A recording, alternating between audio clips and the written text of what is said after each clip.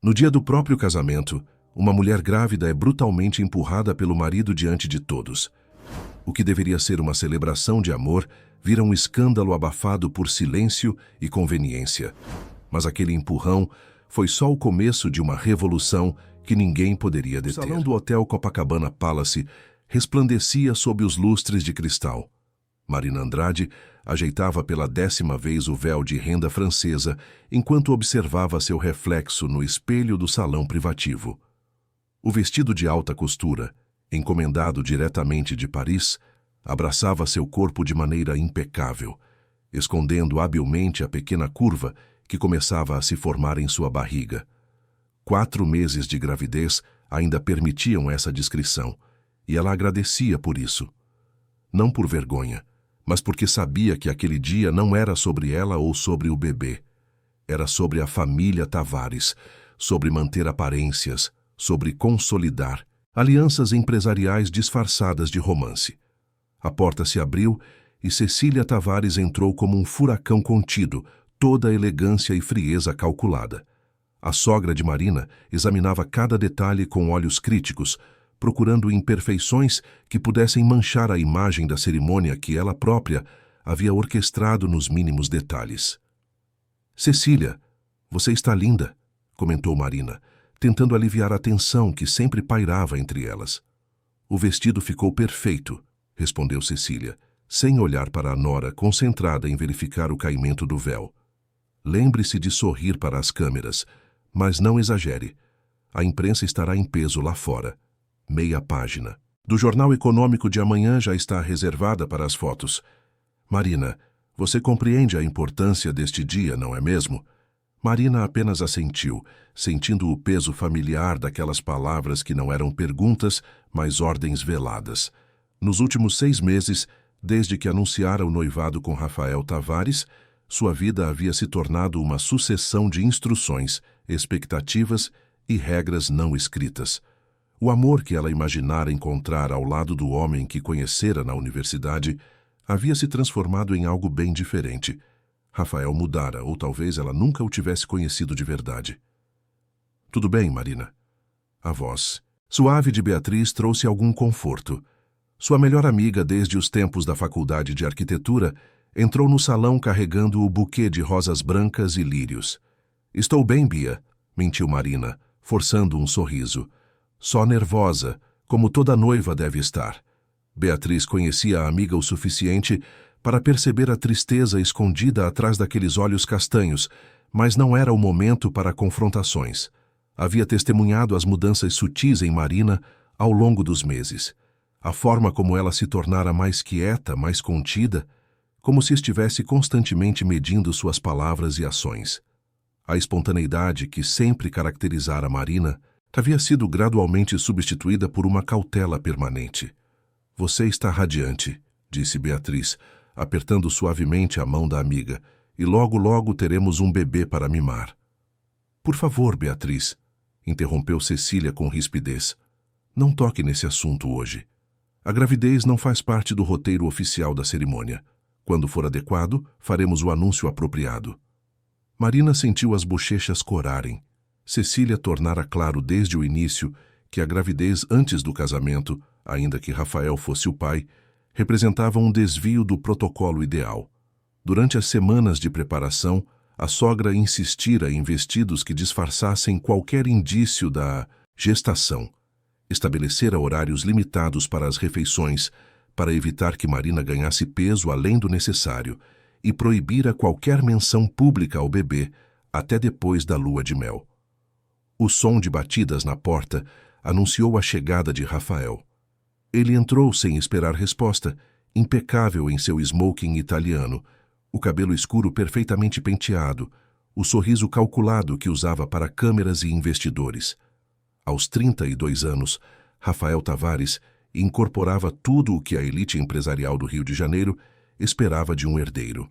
Formação em administração pela FGV, mestrado em Nova York, fluência em 4 idiomas e um casamento arranjado que fortaleceria ainda mais o império da família no setor de construção civil. "Minha noiva", disse ele, beijando levemente a testa de Marina. "Está pronta para o grande momento?" Havia algo na voz dele que Marina não conseguia decifrar completamente.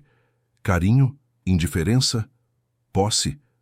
Nos últimos meses, as interações entre eles haviam se tornado cada vez mais mecânicas, como se estivessem cumprindo papéis predeterminados em uma peça ensaiada. "Estou pronta", respondeu Marina, apertando o buquê com mais força do que pretendia. Rafael já havia saído antes que ela terminasse a frase, chamado por sua mãe para cumprimentar um empresário importante que acabara de chegar. Marina ficou sozinha com Beatriz por um breve momento. "Marina, precisamos conversar depois da cerimônia", sussurrou Beatriz, segurando o braço da amiga com urgência. "Há coisas que você precisa saber sobre..."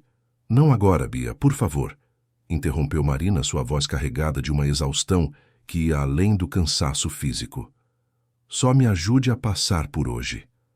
A marcha nupcial começou a ecoar pelo salão principal.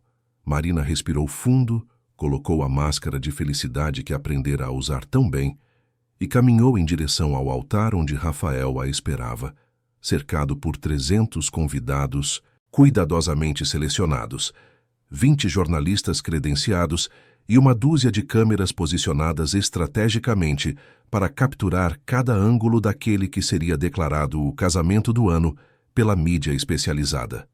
A cerimônia transcorreu conforme o planejado. O juiz de paz, um velho amigo da família Tavares, conduziu os votos com a solenidade apropriada. Marina repetiu as palavras tradicionais, sentindo cada sílaba pesar em sua língua. Quando Rafael colocou a aliança em seu dedo, ela percebeu que as mãos dele tremiam levemente. Seria nervosismo ou algo mais? Ela afastou o pensamento e sorriu para as câmeras, exatamente como Cecília havia instruído. A recepção no salão adjacente era ainda mais grandiosa que a cerimônia. Arranjos florais importados decoravam cada mesa, uma orquestra de câmara tocava músicas clássicas e garçons circulavam com bandejas de champanhe francês e canapés elaborados. Marina movimentava-se pelo salão como uma autômata, cumprimentando convidados que mal conhecia, posando para fotos, aceitando congratulações que pareciam ensaiadas. Rafael estava sempre distante, cercado por empresários e políticos, discutindo negócios no que deveria ser uma celebração de amor.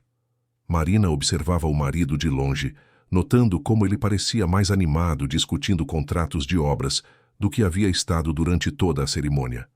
O pai de Rafael, Alberto Tavares, patriarca da família e fundador do Império Tavares Construções, observava tudo de sua mesa central com expressão ilegível.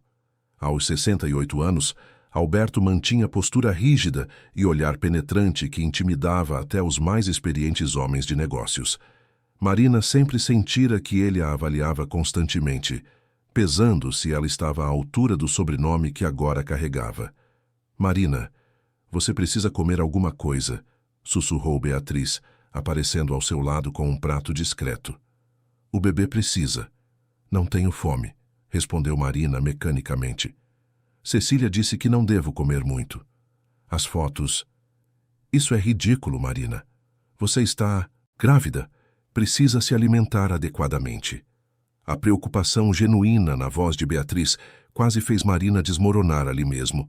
Mais tarde, "Bia, prometo." Um movimento na entrada do salão chamou a atenção de Marina. Leonardo Cardoso, seu antigo colega de universidade, entrava acompanhado da esposa. Marina sentiu uma onda de nostalgia ao vê-lo. Leonardo fora seu parceiro em diversos projetos durante Leonardo Cardoso atravessava o salão com a naturalidade de quem não pertencia àquele mundo de aparências e protocolos rígidos. Marina lembrava-se dos tempos da faculdade, quando ela e Leonardo passavam horas debatendo projetos arquitetônicos, sonhando com construções sustentáveis que pudessem transformar comunidades carentes. Ele escolhera um caminho diferente após a formatura, trabalhando com projetos sociais, enquanto Marina fora absorvida pelo universo corporativo através de Rafael. "Marina, parabéns." Leonardo abraçou-a com afeto genuíno, um contraste marcante com os cumprimentos formais que ela recebera durante toda a noite. "Você está linda. E ouvi dizer que há um bebê a caminho. Isso é maravilhoso." Marina sorriu.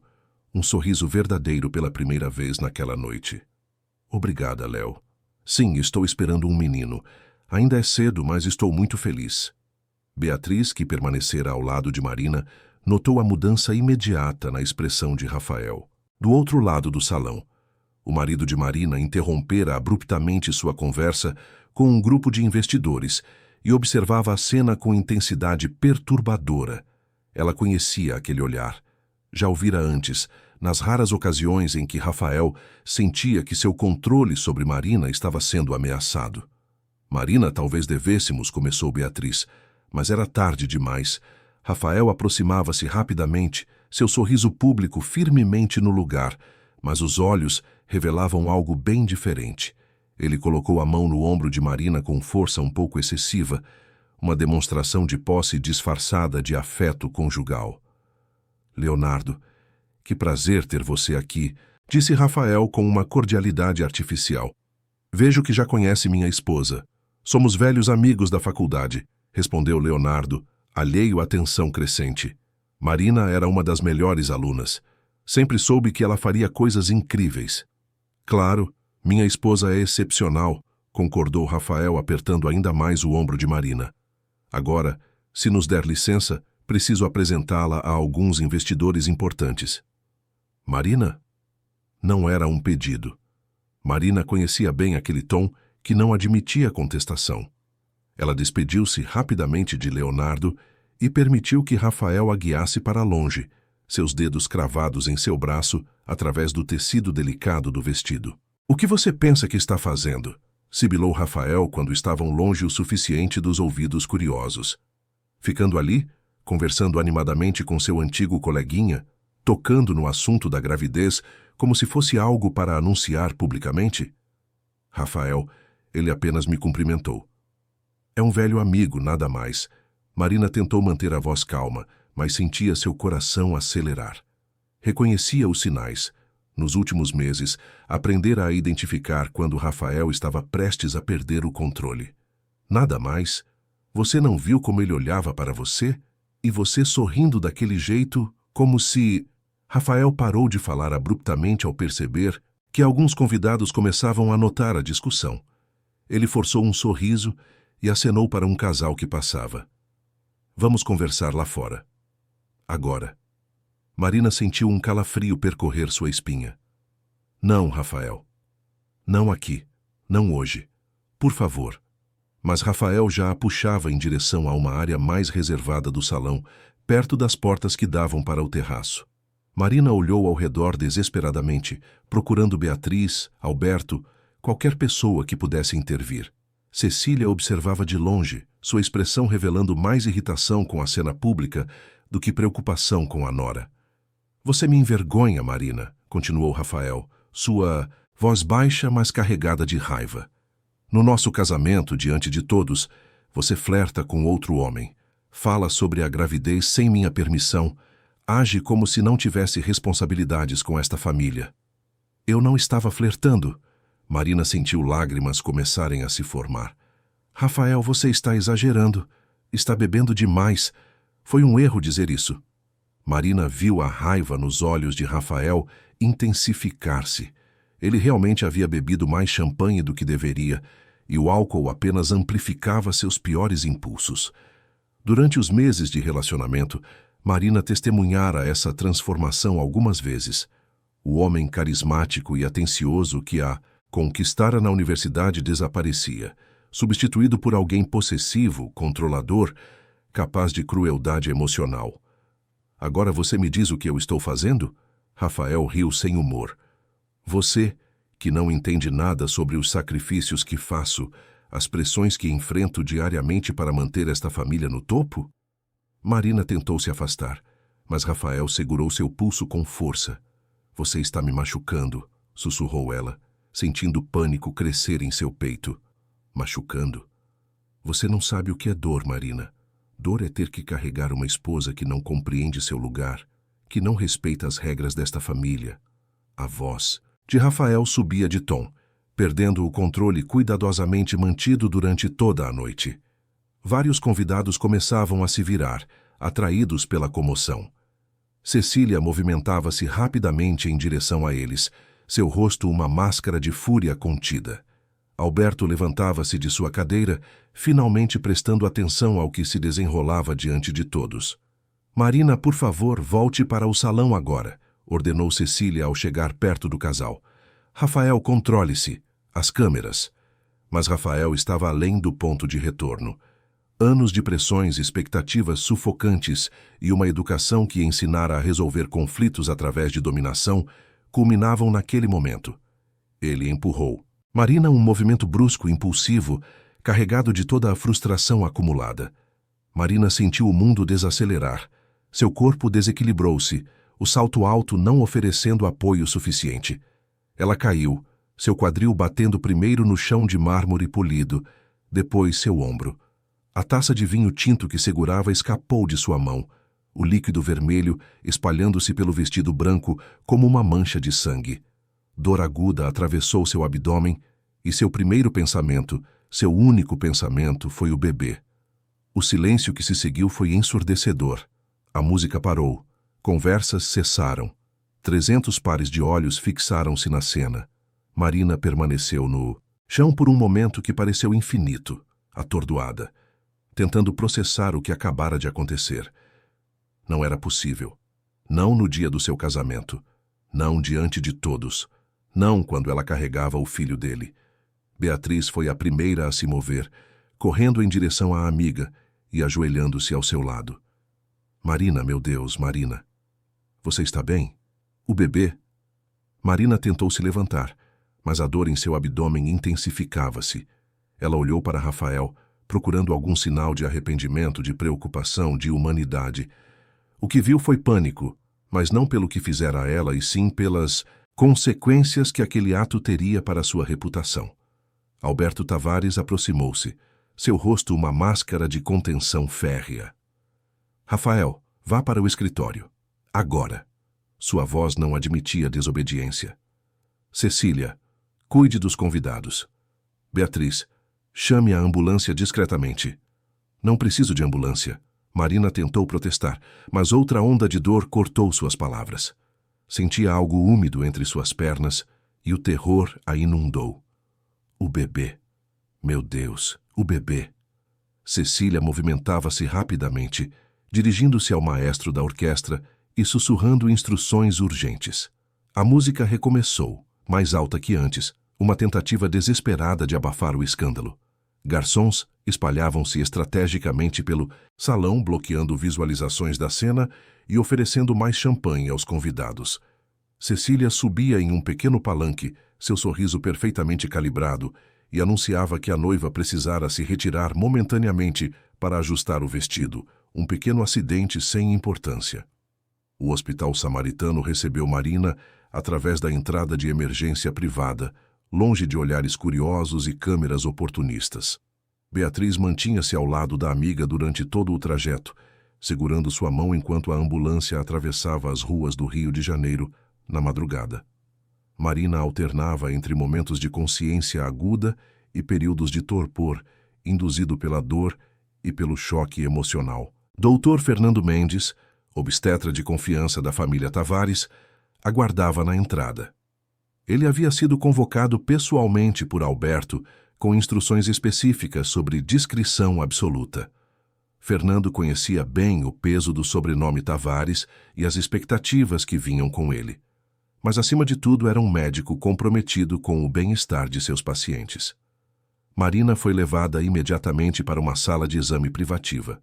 Beatriz tentou acompanhá-la, mas foi barrada por uma enfermeira que explicou com polidez firme que apenas familiares diretos seriam permitidos durante os procedimentos. Beatriz protestou, mas Marina, ainda consciente o suficiente, pediu que a amiga esperasse, do lado de fora. Havia algo naquele momento que ela precisava enfrentar sozinha. O exame foi completo e minucioso. Dr. Fernando apalpou cuidadosamente o abdômen de Marina, fez perguntas detalhadas sobre a dor, ordenou ultrassonografias e exames de sangue. Seus movimentos eram eficientes, mas seus olhos revelavam preocupação crescente. Marina permanecia em silêncio, respondendo apenas quando necessário, seu olhar fixo no teto branco do hospital, enquanto lágrimas silenciosas escorriam pelo seu rosto. Marina, preciso que seja honesta comigo, disse o doutor, depois de analisar os primeiros resultados. A queda foi realmente um acidente? Marina hesitou. Aquela era a pergunta que definiria tudo o que viria depois. Uma palavra, uma confirmação, e toda a verdade viria à tona. Mas também conhecia as consequências. A vergonha pública, a destruição da imagem familiar, as batalhas legais intermináveis, a possibilidade de perder tudo. E ainda havia uma parte dela, por mais absurdo que parecesse, que queria acreditar que Rafael não pretendera realmente machucá-la, que fora um momento de fraqueza, que ele se arrependeria. Foi um acidente, respondeu Marina, sua voz mal acima de um sussurro. Tropecei no vestido. Os saltos eram muito altos. Dr. Fernando olhou-a por um longo momento, e Marina soube que ele não acreditava. Mas ele assentiu lentamente, fazendo anotações em seu prontuário. Marina, o bebê está bem no momento. Os batimentos cardíacos são fortes e regulares. No entanto, há sinais de descolamento parcial da placenta. É uma situação delicada. Você está em risco de uma complicação séria se não tomar todos os cuidados necessários. O que isso significa? Marina sentiu o pânico apertar seu peito novamente. Significa repouso absoluto. Nada de estresse, nada de atividades físicas, nada que possa comprometer a gestação. Vou prescrever medicamentos para estabilizar a situação. Mas, Marina, você precisa entender a gravidade. Qualquer novo trauma, físico ou emocional, pode resultar na perda do bebê. Marina fechou os olhos, permitindo que a realidade daquelas palavras a atingisse. Seu filho, o bebê que ela já amava profundamente, apesar de todos os problemas, estava em perigo por causa das ações de Rafael, e ela havia mentido para proteger o homem que causara aquele perigo.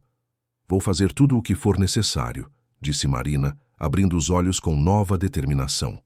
Tudo. Dr. Fernando passou mais alguns minutos explicando os cuidados necessários, as medicações, os sinais de alerta que exigiriam retorno imediato ao hospital. Ele redigiu um relatório médico detalhado, documentando o trauma físico, o descolamento da placenta, e incluindo em linguagem técnica mais clara que as lesões eram compatíveis com queda traumática. Marina não percebeu a sutileza daquela escolha de palavras, mas o médico estava criando um registro que, se necessário no futuro, poderia falar por si mesmo. Quando Marina finalmente foi liberada, já era madrugada avançada. Beatriz aguardava na sala de espera e, ao ver a amiga, correu para abraçá-la. Marina, graças a Deus. O bebê? Está bem, por enquanto. Mas preciso de repouso completo. Marina encostou-se na amiga, permitindo-se finalmente desmoronar um pouco. Bia, eu não quero voltar para casa. Você vai ficar comigo então, decidiu Beatriz imediatamente. Vamos buscar suas coisas e... Não, interrompeu Marina, uma nova onda de cansaço a dominando. Não posso. Rafael virá me buscar. Cecília já deve ter tudo organizado. Você sabe como é. E era verdade. Quando Marina saiu do hospital, um carro da família Tavares já aguardava. Não era Rafael quem a esperava, mas sim Alberto. O patriarca da família estava sentado no banco traseiro da Mercedes preta, sua expressão ilegível na penumbra do veículo. Entre, Marina, disse Alberto, sua voz firme, mas não ríspida. Vou levá-la para casa. Marina entrou no carro, Beatriz insistindo em acompanhá-la apesar dos protestos. O trajeto foi feito em silêncio pesado. Marina observava as luzes da cidade passarem pela janela. Cada farol, cada prédio, parecendo parte de um mundo distante, ao qual ela não mais pertencia. Tudo parecia irreal, como se ela estivesse assistindo à própria vida de fora, uma espectadora de sua própria tragédia. Alberto finalmente quebrou o silêncio quando estavam próximos ao condomínio de luxo em Ipanema, onde Marina e Rafael viveriam. Marina, o que aconteceu hoje foi inaceitável. Marina virou-se para encará-lo, surpresa.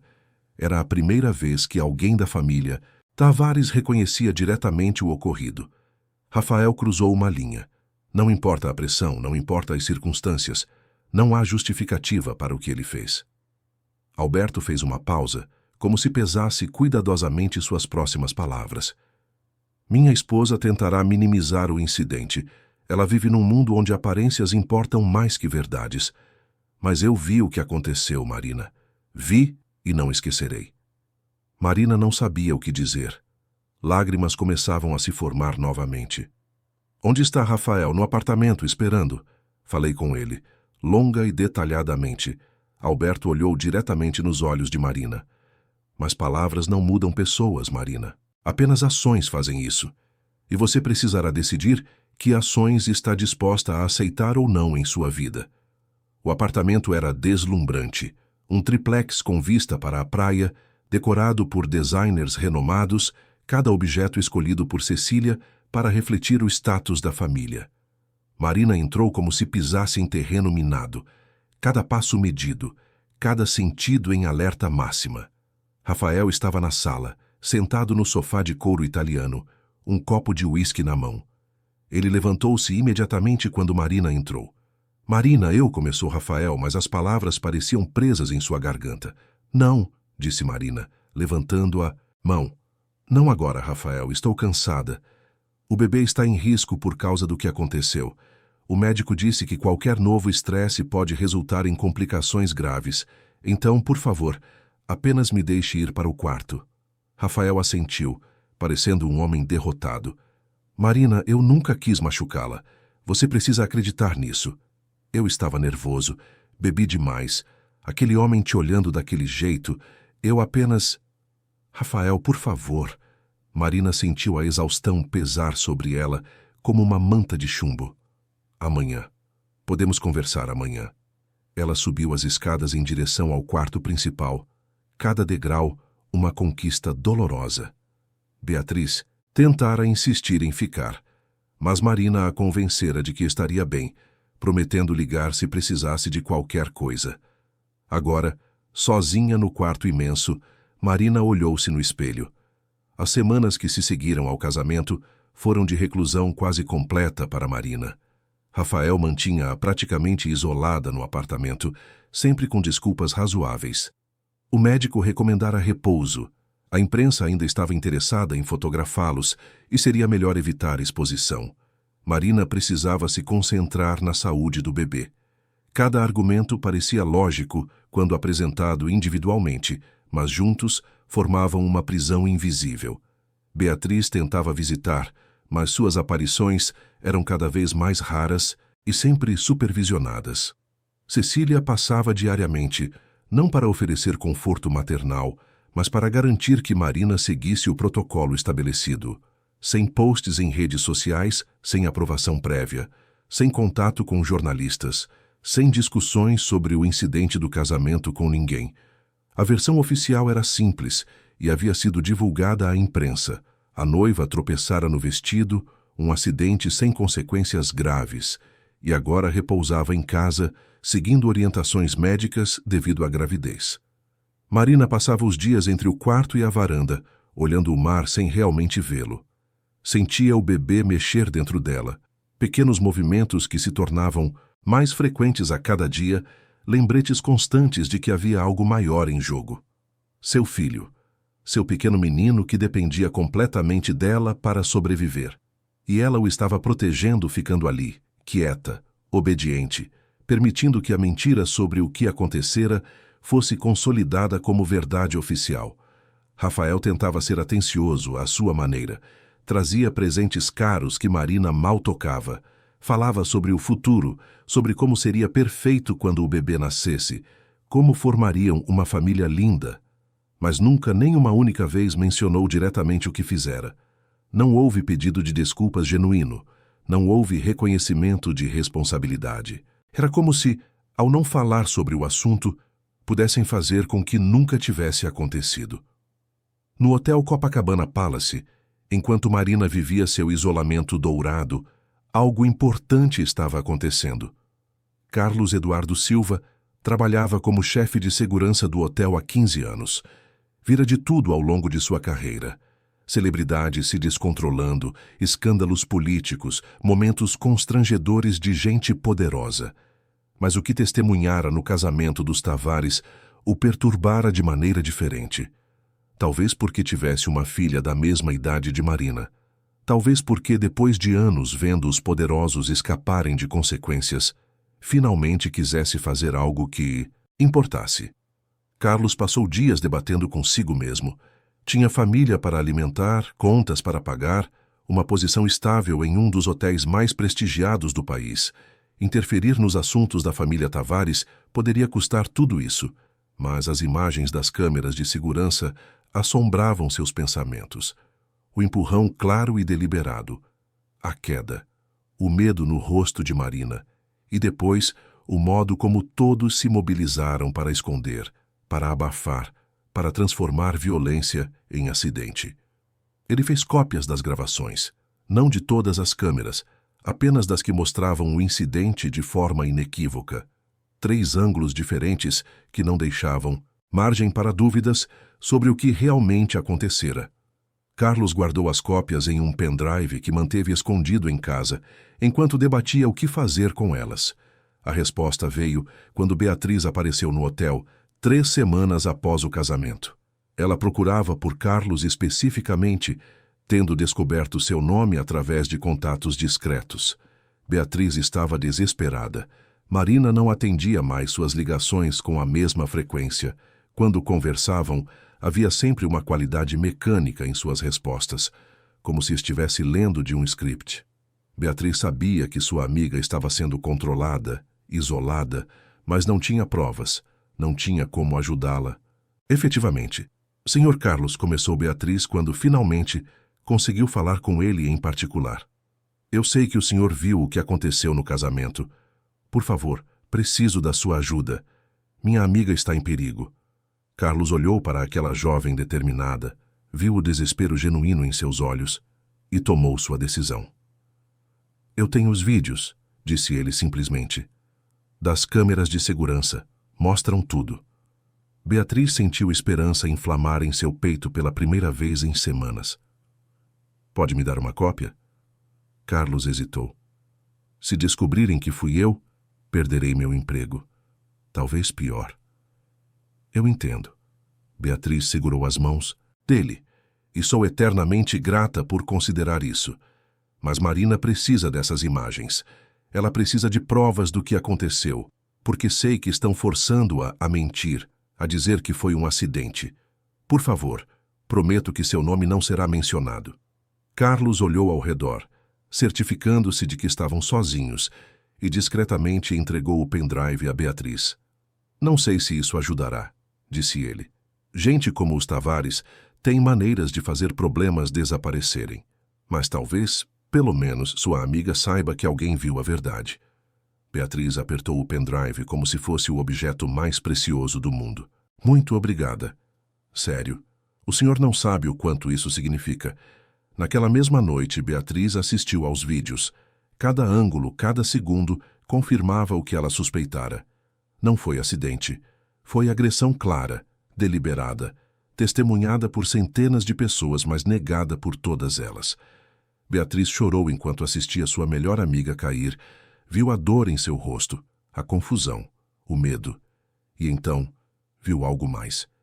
Viu Rafael olhando ao redor, não com preocupação pela esposa que acabara de empurrar, mas avaliando quem havia testemunhado, calculando danos à reputação.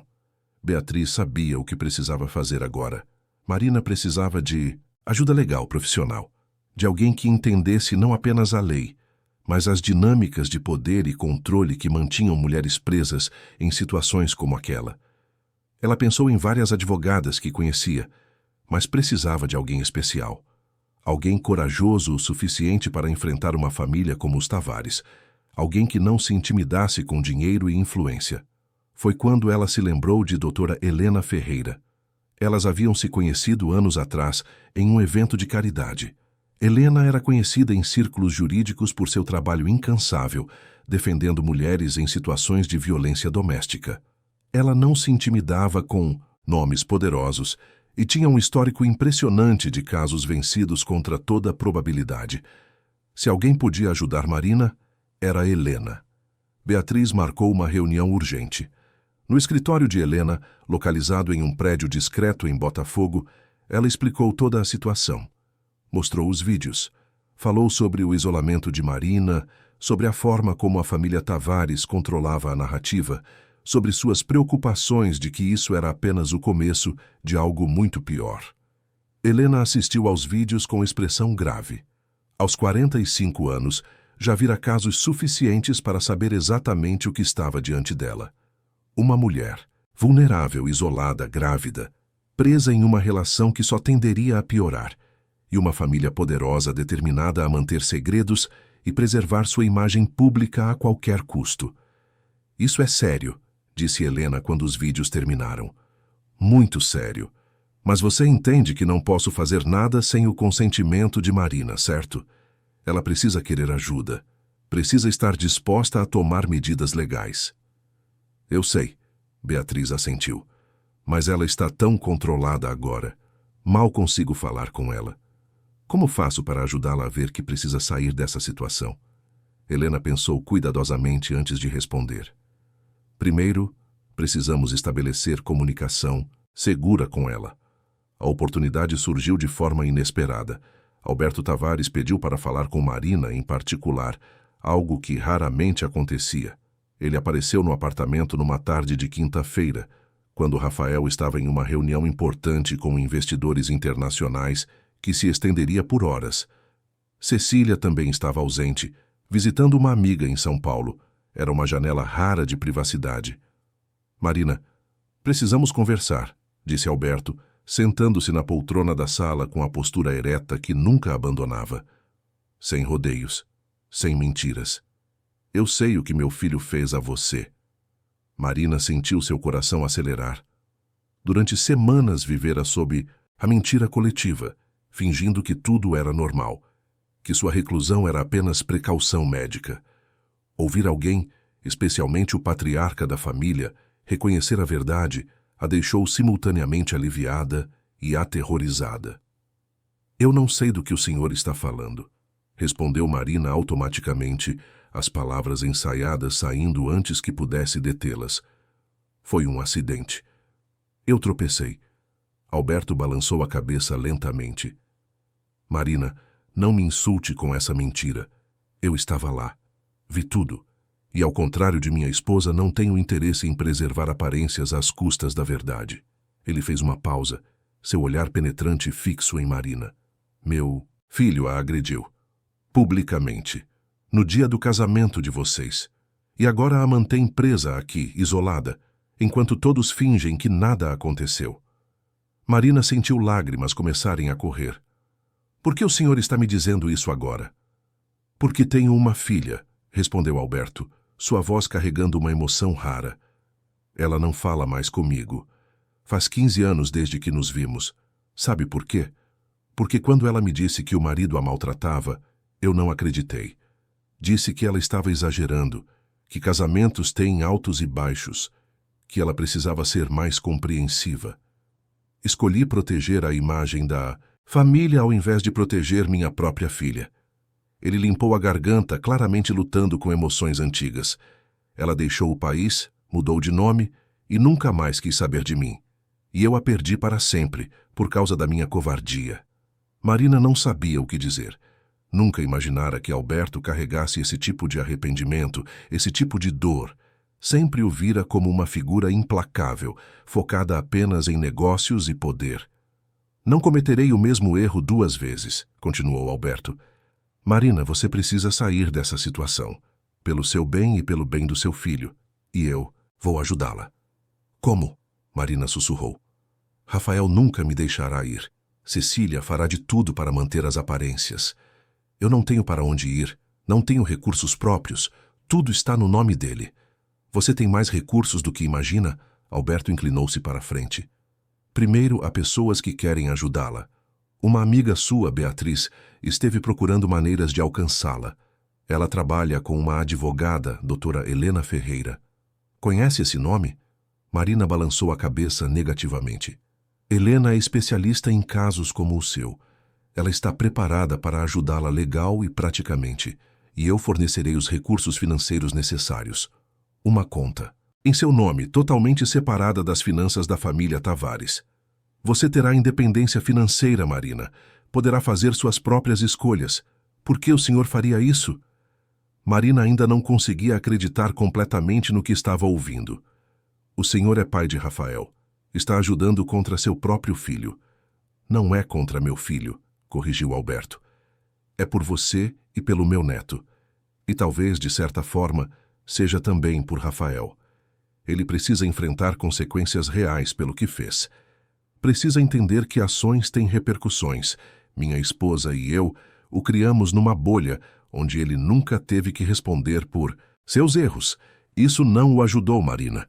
Criou um homem que acredita estar acima de regras, que pode controlar e manipular sem consequências. Isso precisa parar. Marina olhou para as próprias mãos, pousadas sobre a barriga que crescia a cada dia. Sentia o bebê mexer. Pequenos socos e chutes que a lembravam constantemente de que havia uma vida dependendo de suas decisões. Que tipo de mãe seria se permitisse que seu filho crescesse vendo a violência normalizada? Que tipo de exemplo daria se ficasse em silêncio? O que preciso fazer? Perguntou Marina, sua voz ganhando uma firmeza que não tinha há semanas. Alberto sorriu pela primeira vez, um sorriso pequeno, mas genuíno. Primeiro, aceite encontrar-se com Helena. Ela explicará suas opções legais. Há gravações de segurança do hotel que mostram claramente o que aconteceu. São evidências incontestáveis. Existem vídeos? Marina sentiu uma mistura de alívio e náusea. Incontáveis vezes nas últimas semanas questionara suas próprias memórias, se perguntando se estava exagerando, se realmente fora tão grave quanto lembrava.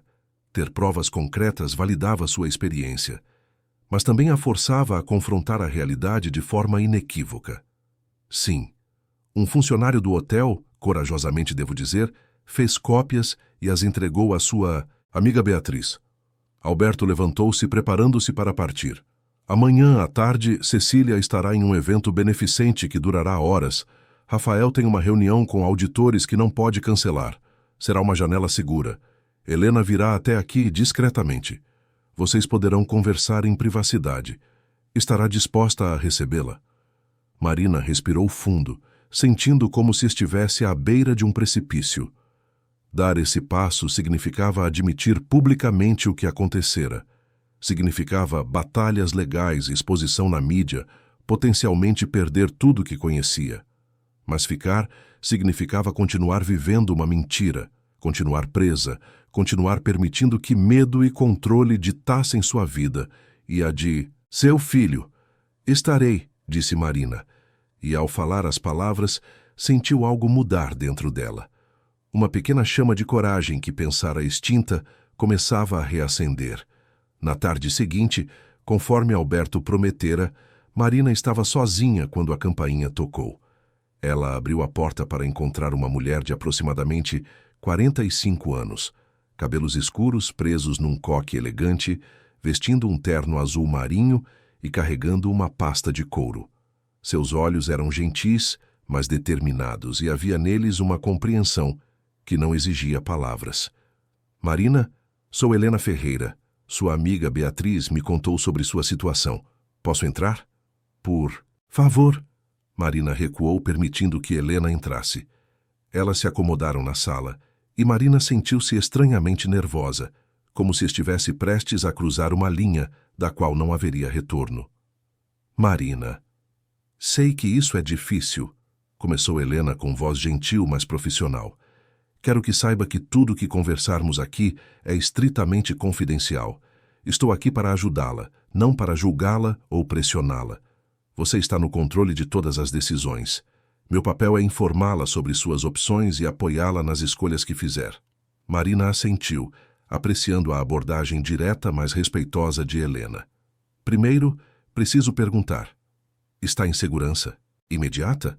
Rafael a ameaçou diretamente após o incidente? Não diretamente, Marina respondeu cuidadosamente, mas o controle é constante.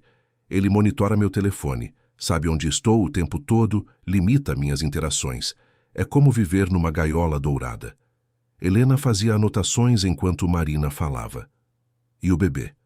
Como está sua saúde? O doutor disse que está tudo estável agora, mas que qualquer novo estresse pode ser perigoso. Marina tocou instintivamente a barriga. Esse é um dos motivos pelos quais tenho tanto medo de fazer qualquer coisa. E se confrontar Rafael colocar o bebê em risco? É uma preocupação válida.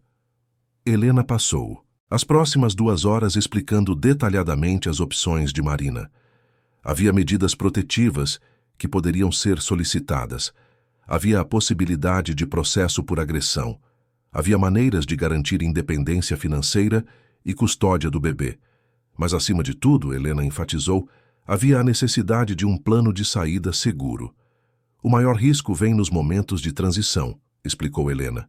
Quando alguém em uma relação de controle percebe que está perdendo poder, pode reagir de forma imprevisível. Precisamos tirá-la daqui de maneira que Rafael não tenha tempo de reagir ou impedir. Como? Marina sentia esperança e terror em medidas iguais. Com a ajuda de Alberto, organizaremos sua saída para outro estado. Um local seguro onde você possa ter o bebê em paz e começar a reconstruir sua vida. Enquanto isso, prepararemos toda a documentação legal.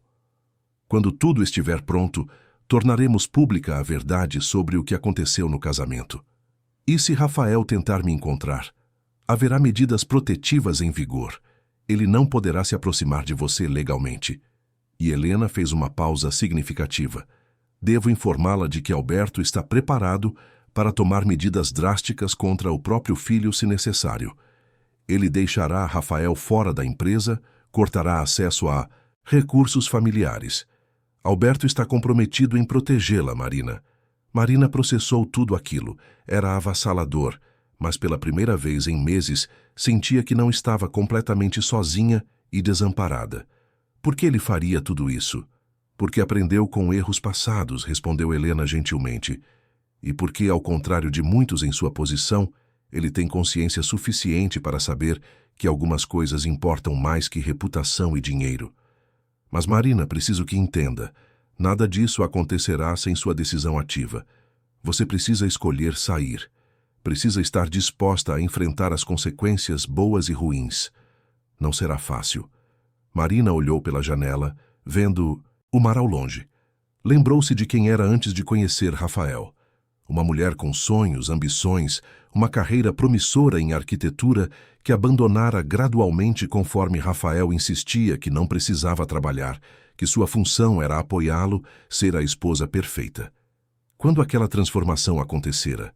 Quando ela parara de reconhecer a si mesma? Eu quero sair, disse Marina, voltando-se para Helena.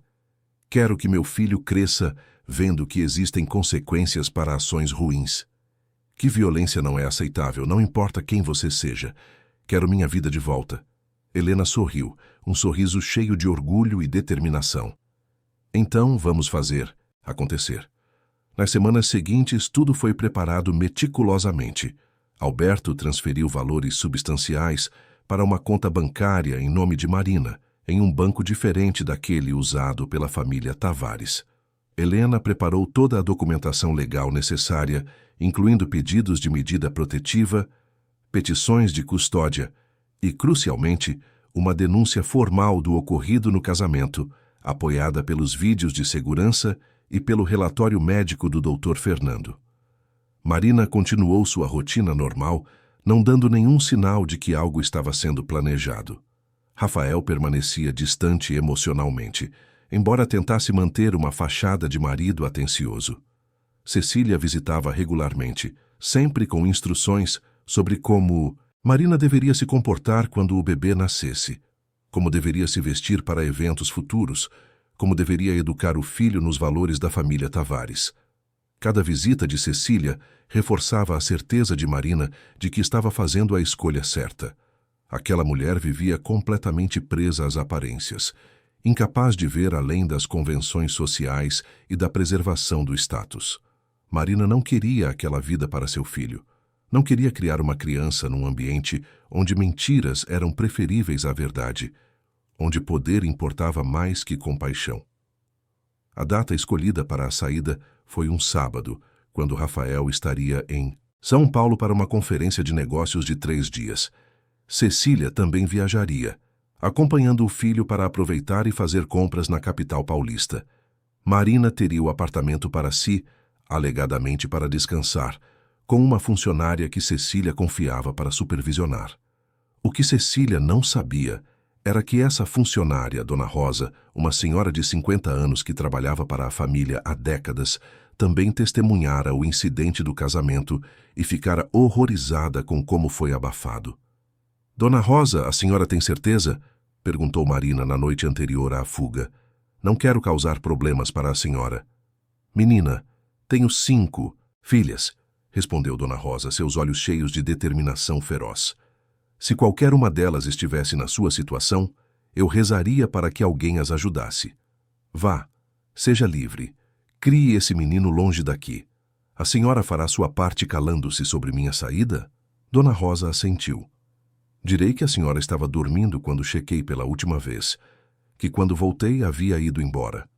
Não mentirei mais que o necessário, mas não facilitarei para eles encontrarem a senhora. No sábado de manhã, com Rafael e Cecília já em São Paulo, Marina arrumou uma pequena mala com apenas o essencial. Roupas simples, documentos pessoais, algumas fotografias de sua família.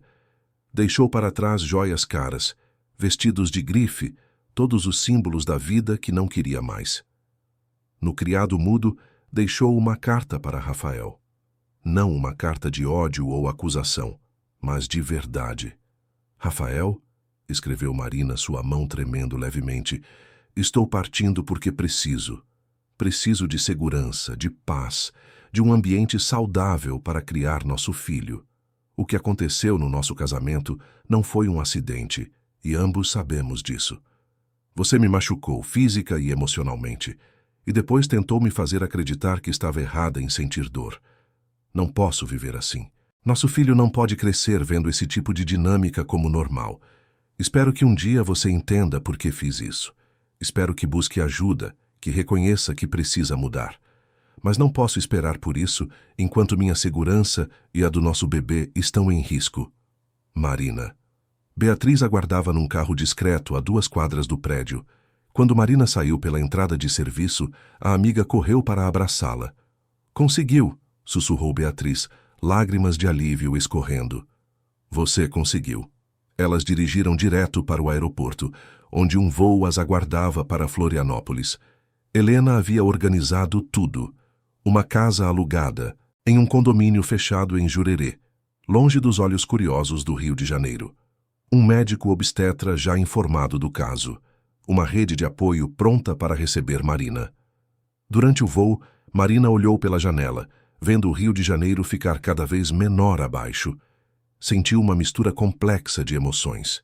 Alívio por estar se afastando de uma situação insustentável. Medo do desconhecido que a aguardava. Tristeza pela vida que poderia ter sido, mas nunca seria. E, acima de tudo, uma determinação crescente de que fizera a escolha certa.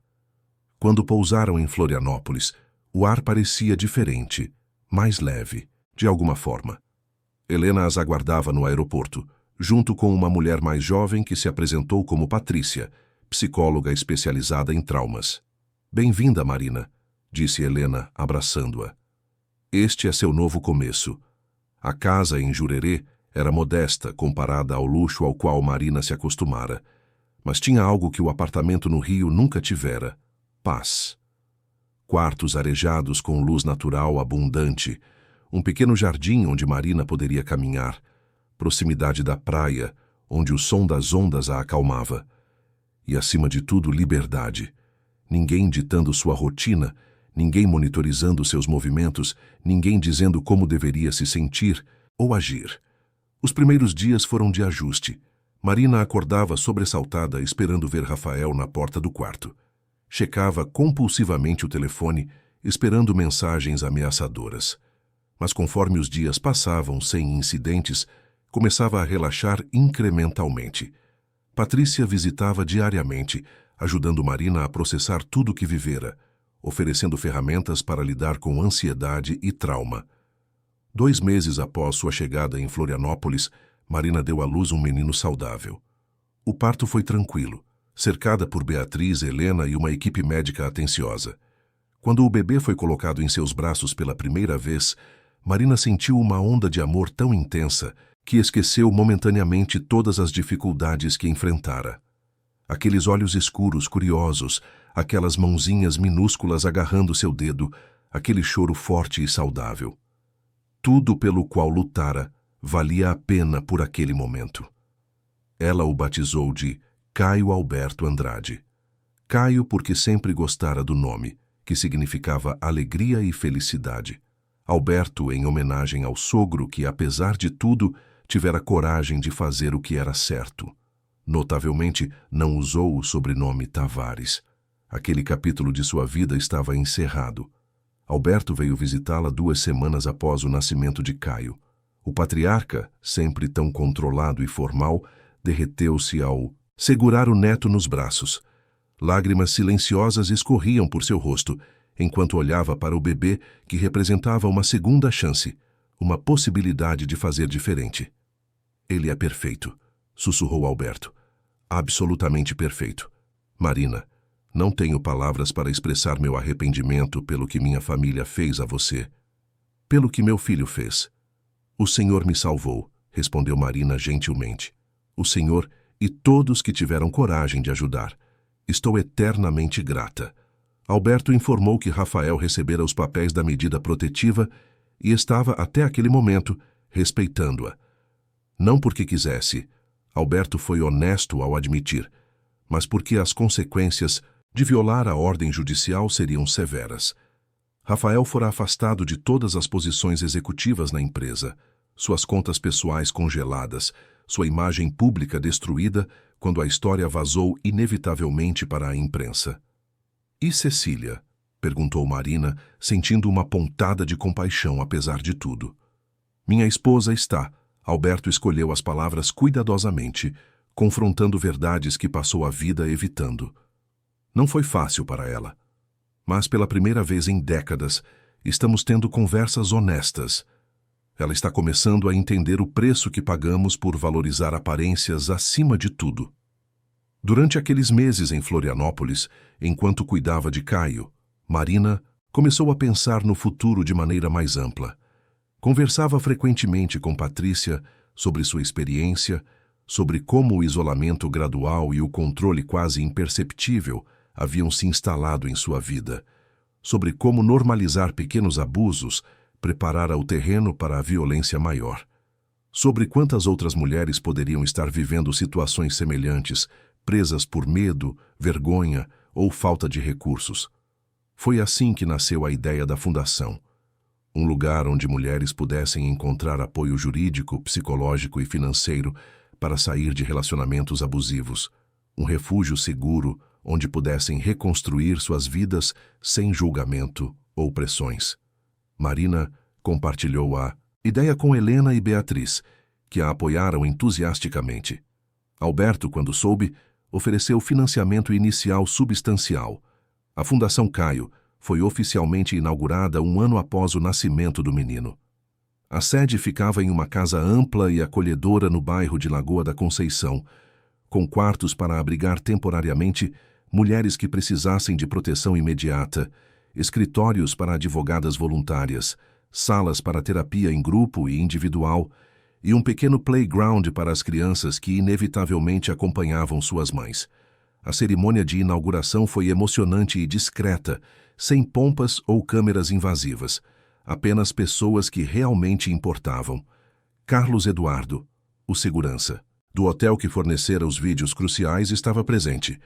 Dona Rosa, que ajudara na fuga de Marina, também compareceu. Dr. Fernando Mendes, que documentara meticulosamente as lesões de Marina, ofereceu seus serviços médicos gratuitamente à Fundação. Cada pessoa presente representava uma parte da rede de coragem e compaixão que tornara possível a transformação de Marina de vítima a sobrevivente e a defensora. Marina discursou brevemente, Caio dormindo tranquilamente em seus braços. Não falou longamente sobre sua própria história, ela era apenas uma entre tantas. Falou sobre esperança, sobre a importância de acreditar que mudanças são possíveis, sobre a necessidade de construir sistemas de apoio para que mulheres não precisem enfrentar sozinhas situações impossíveis. 3 anos após a inauguração da Fundação, os resultados eram impressionantes. Mais de 200 mulheres haviam sido ajudadas diretamente. Centenas de crianças tinham crescido em ambientes mais seguros. A Fundação Caio tornara-se referência nacional, inspirando iniciativas semelhantes em outros estados. Marina trabalhava incansavelmente, dividindo tempo entre administrar a fundação, cuidar de Caio e ocasionalmente dar palestras sobre violência doméstica e empoderamento feminino. Foi durante esse período que Marina recebeu uma carta inesperada. Vinha de Cecília. A letra tremida da sogra ocupava 3 páginas, palavras que claramente custaram muito para serem escritas. Cecília pedia perdão, não com desculpas vazias ou tentativas de justificação, mas com reconhecimento genuíno dos erros cometidos. Ela admitia que passara a vida valorizando coisas erradas, que sacrificara pessoas reais em nome de ideais vazios de perfeição e status. Revelava que começara a terapia, que estava tentando entender como se tornar alguém capaz de ignorar sofrimento óbvio de outra pessoa. No final, oferecia-se para ajudar na fundação, se Marina permitisse, não por redenção ou absolvição, mas porque finalmente entendia a importância do trabalho. Marina levou semanas para responder. Conversou com Patrícia sobre o que significaria permitir Cecília em sua vida novamente, mesmo que de forma limitada. No final, escreveu uma carta cuidadosa. Explicava que perdão era possível, mas confiança precisava ser reconstruída através de ações consistentes, não palavras. Que Cecília seria bem-vinda para trabalhar como voluntária na fundação, começando com tarefas administrativas simples, se estivesse genuinamente comprometida. Que Marina não esperava ou exigia uma relação familiar, mas poderiam construir talvez um respeito mútuo baseado em valores compartilhados. Cecília aceitou os termos sem hesitação. Ela começou a trabalhar na fundação 2 vezes por semana, sempre pontual, sempre respeitosa dos limites estabelecidos. Com o tempo, Marina observava pequenas mudanças na sogra. Cecília ouvia histórias das mulheres ajudadas pela fundação com atenção genuína. Ocasionalmente, suas próprias experiências de repressão e conformidade às expectativas sociais emergiam em conversas, revelando camadas de uma pessoa que Marina nunca vira antes. Não eram amigas, provavelmente nunca seriam, mas desenvolveram uma compreensão mútua, nascida de reconhecimento honesto de falhas e esforços genuínos de mudança. Rafael, por outro lado, permanecia distante. Tentara, através de advogados, estabelecer regime de visitação para Caio. Helena lutara vigorosamente contra isso, argumentando que Rafael não demonstrara nenhum comprometimento real com mudança ou responsabilização. O juiz, após analisar toda a evidência, incluindo os vídeos da agressão e relatórios psicológicos, concordara com Helena. Estabelecera que Rafael só poderia ter contato com o filho após completar anos de terapia e demonstrar mudanças comportamentais substanciais e verificáveis. Os anos passaram. Caio cresceu num ambiente cercado de amor, força e compaixão. Aos 5 anos, era um menino curioso e gentil, adorado por todos na fundação que o viam como símbolo de esperança e novos começos. Alberto visitava frequentemente, avô dedicado que encontrava em Caio a redenção que não conseguira com os próprios filhos. Marina observava essas interações com gratidão. Seu filho teria uma figura paterna positiva, em Alberto, aprendendo através do exemplo dele que homens podem ser fortes e gentis, poderosos e compassivos simultaneamente. Em uma tarde de outono, 5 anos após deixar o Rio de Janeiro, Marina estava no jardim da fundação, observando Caio brincar com outras crianças. Beatriz sentou-se ao seu lado, as 2 amigas compartilhando um momento de quietude. "Você salvou tantas vidas", disse Beatriz suavemente, "incluindo a sua." "Não", corrigiu Marina, ainda observando o filho rir. "Muitas pessoas me salvaram. Carlos, você, Helena, Dr. Fernando, Dona Rosa, até Alberto. Cada um teve coragem de fazer algo quando era mais fácil olhar para o outro lado. Isso é o que faz a diferença, Bia. Não heróis solitários, mas redes de pessoas dispostas a ajudar." Caio correu em direção a elas, segurando uma flor amarela que colhera. Mãe, mãe, olha o que encontrei. É linda, meu amor. Marina abraçou o filho, respirando o cheiro de criança feliz e terra fresca. Por que meu nome é Caio Alberto? Perguntou o menino, uma pergunta que fizera várias vezes, mas que agora, mais velho, buscava a resposta mais completa. Marina olhou para o filho, esses olhos cheios de inocência e confiança. Caio porque significa alegria, começou ela. E você foi meu presente maior quando tudo parecia difícil. Alberto é o nome do seu avô, um homem que aprendeu que fazer o que é certo é mais importante que manter aparências. Você foi nomeado por duas coisas importantes, meu filho: felicidade e coragem. Caio processou isso com a seriedade de criança de 5 anos. Vou ser corajoso, então. Como você, mãe. Marina sentiu lágrimas começarem a se formar. Mas eram lágrimas boas. Olhou ao redor, vendo as paredes da fundação decoradas com fotografias de mulheres que encontraram nova vida, frases inspiradoras, escritas por aquelas que passaram pelo processo de cura, desenhos de crianças que cresceram em segurança. Tudo aquilo nascera de seu trauma, mas transformara-se em algo muito maior que dor pessoal. Naquela noite, depois de colocar Caio para dormir, Marina sentou-se na varanda de sua casa, simples mas aconchegante. Alberto ligou, como fazia semanalmente, para saber como estavam. Contaram-lhe sobre o dia, sobre o progresso da fundação, sobre os planos futuros. Marina, disse Alberto antes de desligar, sua voz carregada de emoção. Você sabe que salvou mais que a si mesma, não sabe? Salvou meu neto, salvou meu casamento ao forçar Cecília e eu a confrontar verdades. Salvou centenas de mulheres através da fundação. Mas, principalmente, salvou a mim. Deu-me chance de fazer o certo, de honrar a memória da filha que perdi, sendo o homem que deveria ter sido para ela. Todos salvamos uns aos outros, senhor Alberto, respondeu Marina. É assim que funciona quando escolhemos coragem ao invés de conveniência.